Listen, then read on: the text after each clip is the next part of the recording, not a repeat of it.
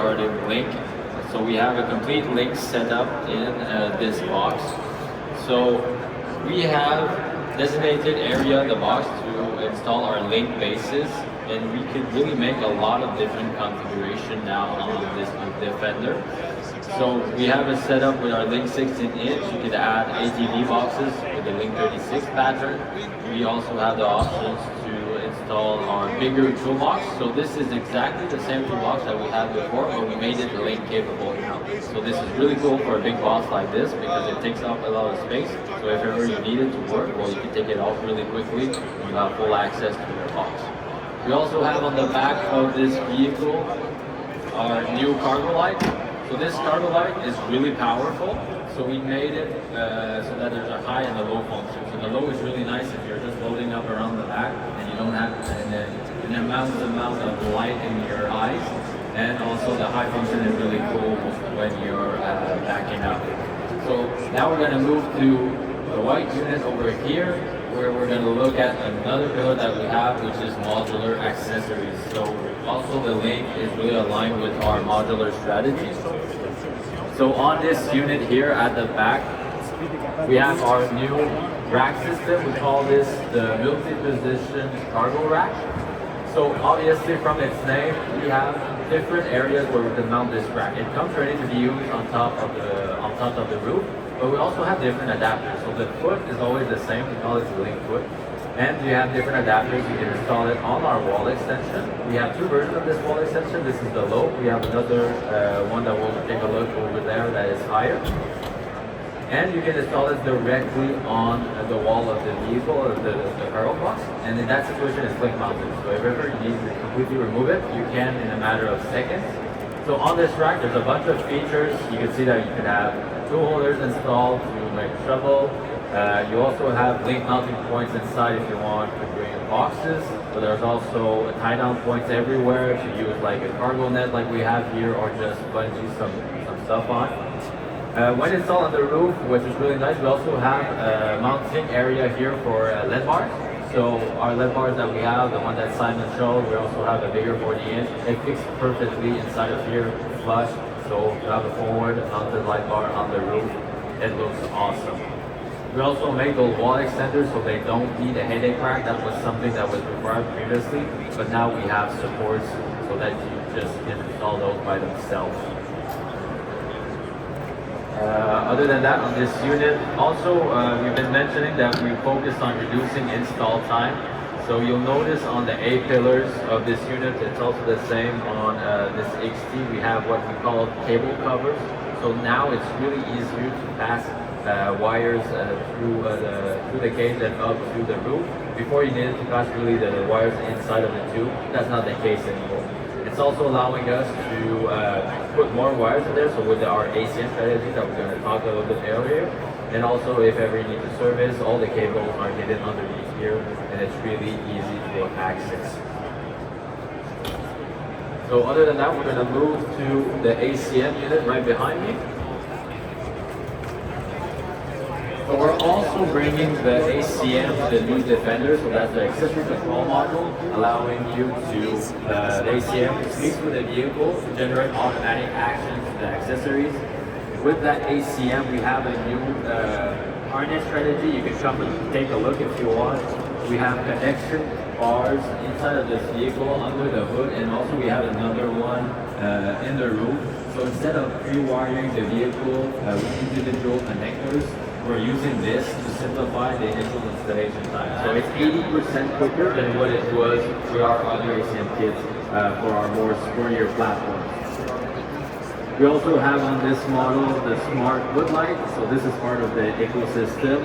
It will go from plug to spot depending on the vehicle speed, just like our new LED bars. Here we have the 40-inch version of what Simon showed on the ATV. We also have a dome light that's smart inside, the one that we include with the audio room. So this one will go on and off with different change of state of the vehicle, like putting it on accessory mode, turning the engine on, or putting it into park or out of park. It will come on and on, just like in your cars. Also on this unit, another great example of accessory integration, we have the link device holder. So there's many link light attachment points on the dash. They're ready to use, so it's really simple to add stuff like our device holder. We also have additional cup holders that could be put on the lower dash, and an action camera holder. So it's really easy to just insert the accessory and lock it in place, and it's ready to go. So it's almost virtually no install time. We're using our magnetic system with the plate that you need to glue on the back of your phone. So that's very versatile to work with any type of device, even some tablet holders, and it will hold really solidly your phone right where you want it. It can pivot so you can reorient it the way you want. So also in this unit, obviously we have the smart accessories. There's a smart control center that you can see integrated in the dash. So if ever you prefer to have also some quick tactile access to accessories, you can use that with the Hello ID screen. On this model, we have the full audio setup. So everything's in there. 9 speakers, it's up to 12 on the max.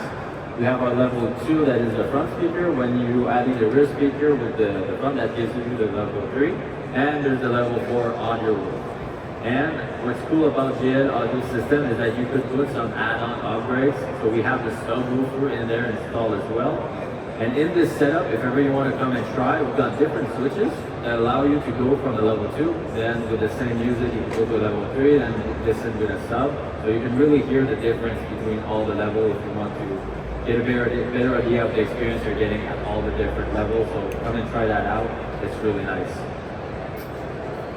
We're going to move now to the unit back in the front over there, which is more kind of a working unit. So we have it set up with our full wall extension and the headache rack. So if you really want to have that big box capacity for loading firewood, hay bale, and stuff like that, this is the setup. It has the same kind of design of the wall extension, the whole panel. So those panels, by the way, they're acting as our anchors for tool holders. So if ever you want some also inside to hold tools, well, you can flip the panel on the other side, or you can buy them separately and have them installed. Also, you have the mount points that's ready to receive them. So you can see that those full wall extension can attach to the headache rack, but we also have the same brace, the version with the same brace if ever you just want that wall extension to put that back on top of the headache rack.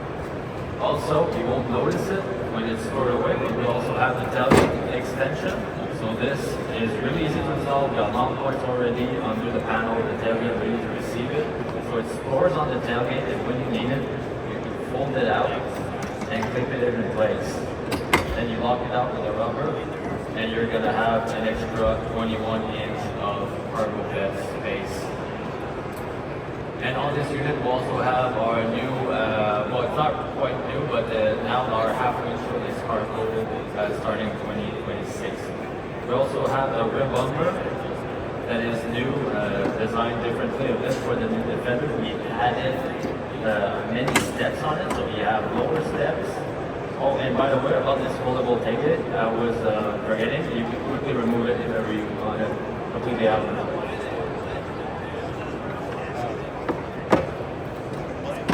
So that's our new bumper. So you got lower step and also an upper step that could be a little bit accessible on the side, a bit like in trucks. So now we're going to move to the unit with the plow and show you a little demo of that. So again, another big focus that we had was to integrate our accessories with the vehicle, reducing the installation time. We also have integration for tracks, simplify the installation of this vehicle. We also have an integration that the plow mounting points are fully integrated on the vehicle, so it's ready to receive a blade. For the assembly, you just need to assemble the push frame with the blade, make a quick adjustment process to adjust to the different height of the vehicle. They don't have exactly the same ground clearance, and then it's going to be ready to receive the blade. So to install it, it's really simple. You just hook up the cable here. The front hook will take care of locating the back hook at the right place and lifting them up and clipping them in. Previously, on the other generation, you needed to use a kind of a cable guide that you didn't come attached to this cable.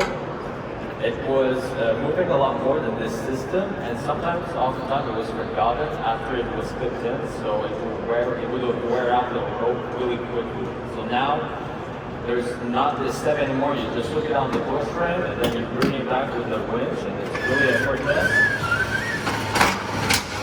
It clips right in and you're ready to go plow. So we also have on this unit our angling kit. We've improved that angling kit for 2026 so that it's much quicker. It's 3 times faster than what it was before, and that's true for all of our push frame. We're going from, I believe, a 13 to 14 seconds to a 4 to 5 seconds for a full stroke. So 3 times faster for starting 2026 with our new cylinder angling kits. And that's pretty much it for the Defender portion. I'll pass it on to my colleague Brian. Thank you, Patrick.